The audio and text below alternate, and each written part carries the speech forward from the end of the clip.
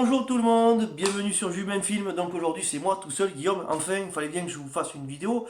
Les copains l'ont fait, Anto vous a fait 2-3 vidéos, il y a Tim qui vous a fait le making of du court métrage, qui était bien sympa d'ailleurs, salut à lui.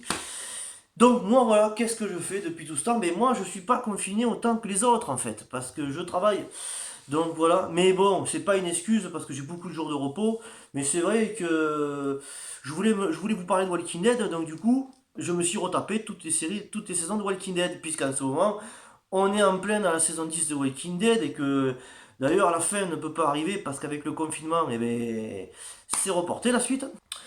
Donc voilà, je vais vous parler de Walking Dead, cette série qui est folle pour moi, que j'aime énormément. Pas toutes les saisons, parce que c'est vraiment en dents de scie. Donc voilà, on va en parler, parce qu'enfin, il fallait en parler, et c'est l'occasion. C'est l'occasion, puisque je vois que sur le net, beaucoup de personnes, même qui n'avaient pas vu, se mettent à regarder cette série, et que c'est une des, sur Netflix, une des 8 séries les plus regardées.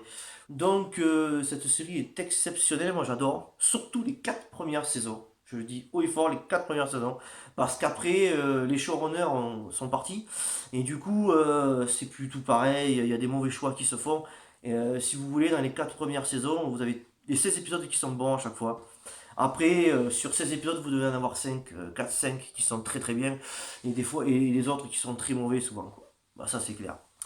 Donc voilà, série sur les zombies, moi j'en attendais rien, ça m'intéressait pas parce que je m'en fous des zombies. Mais là, force est de constater, une série interdite aux moins de 18 ans, violente comme ça, je pensais pas que ça existerait un jour, et c'est vraiment très très très très très violent, très choquant. Âme sensible s'abstenir, on vit dans la noirceur, dans le post-apocalyptique le plus noir, le plus violent, le plus affreux possible. De temps en temps, on frôle avec la folie, les personnes, les protagonistes de cette série sont repoussés dans leur retranchement les possible. C'est gore, c'est affreux. C'est pas un divertissement. On n'a pas envie de vivre ce qu'ils vivent. On n'a pas envie de ressentir les sensations ni de prendre les choix qu'ils prennent, quoi.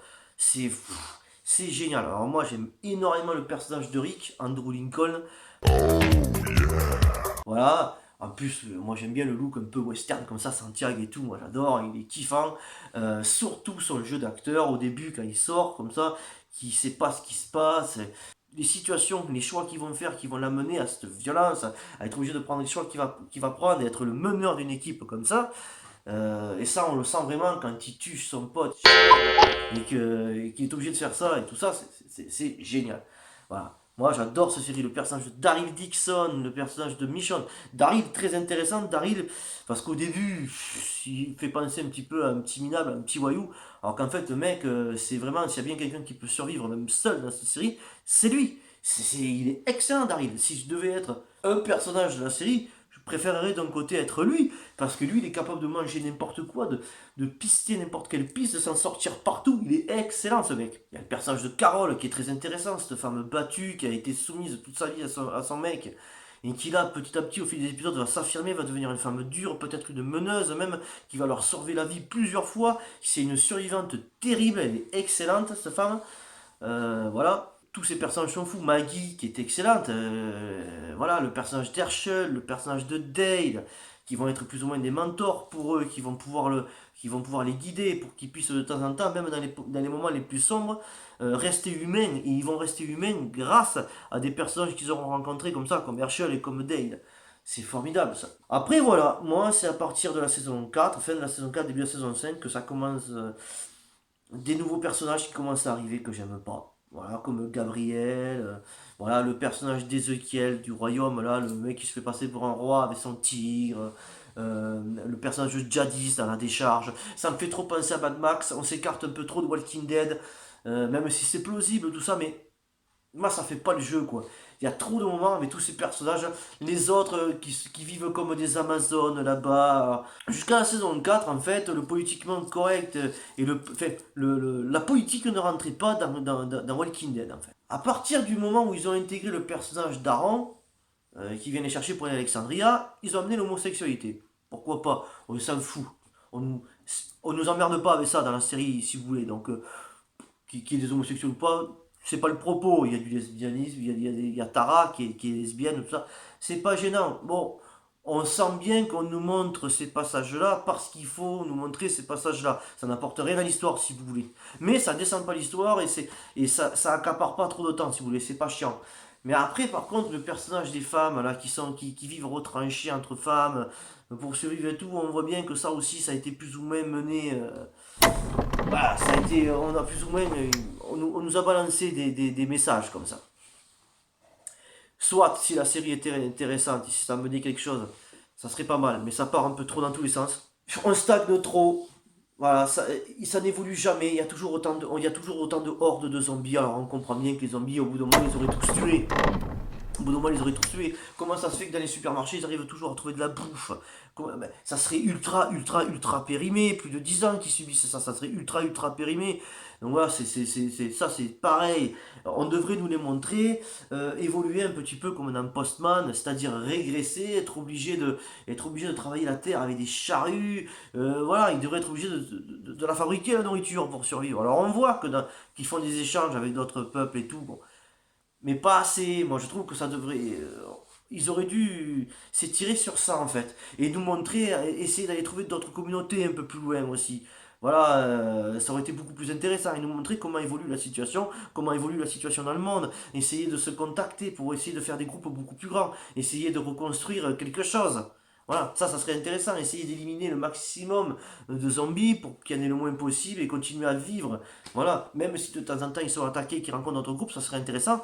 Mais là, c'est que ça, quoi. On reste trop longtemps sur Negan aussi. Surtout qu'en plus, après, ils y pardonnent. Alors ça, que Karl ait écrit une lettre à tout le monde en disant qu'il fallait qu'ils y pardonnent, ça franchement, alors bon, certes, il est enfermé dans un cachot, il n'est pas pardonné à 100%, mais franchement, ça, je trouve ça complètement débile. C'est pas crédible un poil avec ce qu'il leur a fait subir. Je sais pas, moi les dernières saisons, franchement, même quand il rencontre les cannibales, là, la saison 5, le terminus, là, ça je sais pas, puis ils s'en sortent trop facilement. Bon, c'est Carole qui vient les sauver, mais ça, ils s'en sortent, ils se retrouvent beaucoup trop facilement. Ouais. Déjà, c'est pas cohérent la façon dont ils se perdent. Voilà. Il y a le gouverneur qui tranche la tête d'Herschel, ça y est, ils sont envahis, ça y est, ils partent dans tous les sens, ils se retrouvent plus. Ils n'ont pas calculé de se dire, bon, mais on va se rejoindre à l'embranchement de la route, là, on va s'attendre là, pendant au moins 48 heures. Laissez le temps, on va attendre un petit peu que tout soit calmé, puis on va revenir à la prison, voir si on peut pas de nouveau reprendre la prison, étant donné qu'ils ont tué les gouverneurs, s'ils peuvent pas revenir à la prison. Non, ça y est, on s'enfuit partout, on se perd. Daryl, il s'en va avec Bess, survivre dans les bois. Les autres ils sont perdus je sais plus où, les autres ils prennent le car, ils foncent à toute bombe avec le bus, et ils se font attaquer, on ne sait même pas pourquoi, tout le monde est mort dedans.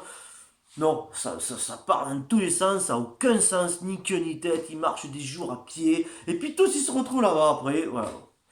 Non, je trouve ça comme... Non, à partir de là, il commence à y avoir trop de choses qui servent à rien. Quand il rencontre le curé Gabriel, pareil, on pense qu'il a un secret énorme, le gars, que dalle, ce personnage il est chiant tout au long, voilà. Je sais plus l'autre, comment il s'appelle, avec sa coiffure, le mulet là. Lui qui est lâche complètement, que tout le monde veut. Tout le monde s'acharne à vouloir le faire survivre, même quand ils savent qu'il leur a menti, que c'est un gros lâche et qu'il leur a menti, ils le traînent avec eux. Alors, même si après il va s'affirmer un peu plus tard, ce personnage il est chiant au possible, je le supporte pas. Il est casse-couille, il y en a qui vont crever par rapport à lui. Moi, ça. Non, je ne peux pas. Voilà. Dans les nouveaux arrivants, un des seuls. Sacha, elle me gave aussi. Sacha, elle me gave aussi. Voilà, c'est pareil ça. Le personnage de Sacha, je déteste. Non, tous les nouveaux arrivants comme ça, à part le rouquin, le militaire, que je trouve super cool. Abraham, qui est super bien. Après, il y a qui que j'aime bien. Même Inid et les chiens. Ah ouais, voilà, ils arrivent derrière des remparts. Enfin, ils arrivent à rentrer dans une ville où ils peuvent y survivre dedans, tout le temps. Qu'est-ce qu'ils font une fois qu'ils sont à l'intérieur? Ça fait des saisons qu'ils ont qu'une envie, c'est de trouver un endroit où ils peuvent survivre, être en sécurité, trouver un endroit où ils sont en sécurité, mais tour à tour, la nuit ou le jour, il y en a qui escaladent des murs pour aller tout seuls dans les bois, tu sais pas pourquoi, qu'est-ce qu'ils ont dans leur teuté. Ils manquent crever, les trois quarts du temps à chaque fois, en faisant ça en plus. Ils se surveillent pas. Alors il y a Karl, le gamin, qui y va lui. Voilà. Non, je suis désolé. Qu'est-ce qu'il fait, Eric là? Il le surveillerait, faut pas déconner. Ils s'en vont tous. Alors il dit rien. Il a voulu faire survivre son fils et sa fille pendant des épisodes et des saisons et des saisons. Et là, il l'amène avec lui clairement au combat, à tuer des zombies alors qu'ils ont des endroits pour vivre tranquille. Non. Il fait faire des choses à son fils qu'un père ne ferait jamais faire. Jamais. Jamais un père, même dans un mode comme ça, qui lui apprenne à se battre, qui lui apprenne à se défendre. Et quand ils n'ont pas le choix, qu'ils soient là d'accord, mais l'amener au combat, l'amener avec lui quand ils partent en raid pour récupérer des trucs, ou quand ils partent en guerre contre des groupes, non, t'amènes pas ton fils. Je suis désolé, ça s'y croit pas du tout, ça. C'est n'importe quoi, ça. Voilà. Il y a plein de choses comme ça. Et puis voilà, comme je vous ai dit, les personnages du royaume, là, avec l'autre qui se fait passer pour un roi, avec son tigre, jadis à la décharge, ils vivent tous dans une décharge et tout. Les survivalistes femmes comme des Amazones dans les bois là-bas et tout. Non, là on s'écarte, on rentre vraiment dans du. Ouais, on rentre dans du post-apocalyptique mais qu'on n'avait pas vu jusqu'à maintenant. On rentre dans du Mad Max, on rentre dans des trucs comme ça. Ça va pas trop avec la série. Même si ça peut rester cohérent, mais il faudrait quand même qu'on nous apporte une évolution un peu plus intéressante. Et puis maintenant, il s'évertue à nous faire repartir tous les personnages qui portent la série sur leurs épaules. Déjà, la série sans Rick, c'est compliqué. Mais sans Abraham, sans Glenn, maintenant sans Michonne, puisqu'elle s'en va pour les Marvel et tout, puisqu'elle joue dans les. Merde, comment ça s'appelle cette merde? Puisqu'elle joue dans les Black Panther et tout ça. Voilà. Donc elle se casse, même si on sait qu'elle reviendra un peu. Non, tous les personnages qui sont intéressants se barrent. Et tous les nouveaux arrivants, ils sont chiants au possible. On s'en fout des personnages. Là, il y a Alpha dans la saison 10 qui vient de trancher 10 têtes des 10 personnages les plus importants de Walking Dead. On s'en branle. Parce que ces gens-là, on en a rien à foutre. En fait, c'est des personnages plus que secondaires. Même s'il y a le personnage de Jésus, même s'il y a Tara. Si, la seule que ça me fait chier qu'ils aient tué, c'est Tara. Parce qu'elle était marrante, Tara, encore. Mais bon, voilà, on s'en fout aussi d'elle un peu. Hein. C'est des personnages OSEF au possible sur 1000, ça. Voilà, Inid et tout ça, voilà, bon, ça nous fait chier qu'ils aient été tués parce que c'est malheureux qu'ils se soient tués comme ça, ces personnages-là.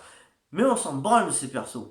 Ça m'aurait bien plus chier à l'époque qu'ils aient tué Rick, qu'ils aient tué Daryl, Maggie, qu'ils aient tué tous ces personnages-là. Ça nous aurait fait beaucoup plus chier. Ces personnages-là, on ne s'y est pas attaché, on ne s'y attachera jamais. On leur donne aucun arc narratif intéressant. Et la plupart des épisodes qui sont chiants et qui nous énervent sont dus à ces personnages-là. Donc on a rien à foutre d'un côté. Voilà. Donc, qu'est-ce que j'attends de la série, moi? Qu'il fasse une dernière saison, qu'il fasse revenir les personnages intéressants qui sont pas morts, comme Maggie et comme Michonne et comme Rick, qu'on sache où c'est que Rick était, qu'il nous fasse une dernière saison, savoir où c'est que va nous mener toute cette histoire, voilà, qu'est-ce qui va advenir des zombies, qu'est-ce qui va advenir de l'humanité, et point, et qu'on passe à autre chose. Parce que pour le moment, en ce moment, ils sont en train de faire des séries de trop. Ils sont en train de faire les saisons de trop, et c'est en train de dénaturer les premières saisons qui étaient exceptionnelles et qui étaient des excellentes séries. Et moi, si j'ai un conseil à vous donner, il faut regarder les 4 premières saisons. Ensuite, vous pouvez clairement sauter la 5 et la 6, regarder le dernier épisode de la saison 6 et la 7 et la 8. Parce que le personnage de Robert Dean Morgan, alias Negan, est fou. Il est génial, il joue super bien cet acteur. Par contre, c'est d'une violence insoutenable. Ça, c'est clair. Mais rien que pour voir le jeu d'acteur de Rick être l'esclave complet, et Daryl aussi, d'un homme comme Degan, la façon dont il va les mettre à genoux, et comment est-ce qu'ils vont rentrer en guerre contre lui, comment est-ce qu'ils vont l'arrêter, c'est intéressant. Voilà. Donc voilà les gens, j'ai plus grand chose à dire sur Walking Dead, sauf que c'est une série à regarder, mais que c'est tentant de si, que toutes les saisons ne sont pas énormes, et que tous les gens que je connais autour de moi ont abandonné à la saison 5 en général. Voilà. Moi, c'est le personnage d'Andrew Lincoln, de Rick Grimes, qui m'a fait continuer, c'est tout. Et heureusement, parce que j'ai bien aimé la 7 et la 8, plus ou moins. Donc voilà, même s'il y avait des choses qui me plaisaient pas dedans. Mais après, voilà, c'est une série à regarder. Alors, il y en a plein qui disent que c'est des séries comme ça qu'il faut regarder en période de confinement. Si vous n'êtes pas faible psychologiquement et que vous n'êtes pas des âmes sensibles, oui, mais dans une période où on est confiné, où on a peur pour notre santé et tout ça, regarder une série glauque, sombre et violente comme ça, c'est pas forcément conseillé. Moi, je vais vous dire, je vais même relire Le Fléau de Stephen King et tout. Ça me gêne pas. Voilà, je suis pas dans une psychose ni dans une peur panique, donc je peux regarder ce genre de choses. Mais je vous le conseille pas. Voilà, parce que vous pouvez flipper grave. Et si déjà la journée vous avez un peu peur et que vous subissez mal le confinement, n'allez pas en plus vous enfermer dans la noirceur d'une série comme ça. Voilà, il y a des choses plus drôles à faire et des choses plus rigolotes à regarder.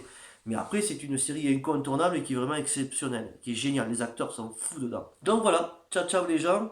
Restez chez vous, prenez soin de vous. N'hésitez pas à liker, laisser un petit pouce bleu. et dire ce que vous en avez pensé. Qu'est-ce que vous pensez de Walking Dead? Et quelles sont les saisons que vous préférez, celles que vous aimez pas, et pourquoi? Dans les commentaires, qu'on puisse en parler. Et j'espère vous faire une vidéo plein air avec les copains dès qu'on pourra. Plein air parce qu'on pourra enfin sortir et qu'on pourra faire enfin une vidéo ensemble.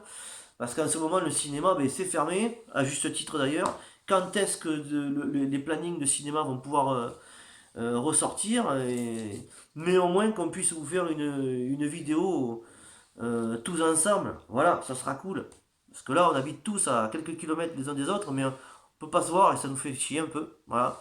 Mais c'est comme ça, il faut respecter ça. Ça va pas durer, il faut se dire que ça va être qu'un court terme. Voilà, donc eh bien, bye bye, portez-vous bien.